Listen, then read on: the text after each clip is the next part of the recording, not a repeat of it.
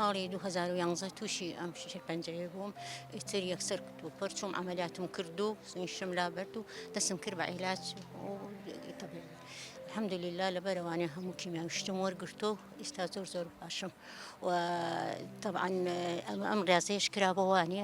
تقریبا ساڵی 2019 وانێ داخڵ بووم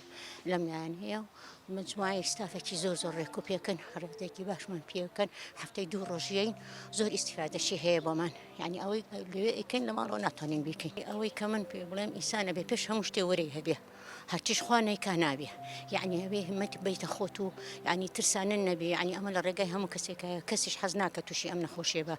لەبەر ئەوە چی لە دەسەڵات تا هەیە و چی نەخۆشیە چی دەرمان و لانێ بیکەیت و تەواو ئیتر هەبێ کەس نازانێ بەچی ئەمرێتەوە چی جابێ طبعا ئیتر ئەو پێوەکانیش بکەی ڕاستە زۆر بکەیت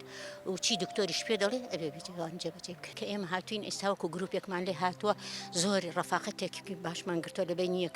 یەک حاڵەتی یەکەجانێ هەرێکەوە ئەمە ئاساتی خۆی ئەڵێت و چی هەیە و چی نییە و یعنی زۆر خۆشە ئەو دوای ئەوەشەوە لەگەڵ ئەوانە لە جەماعەتەکە و ستافەکە و مدیرەکە زۆر باشن یعنی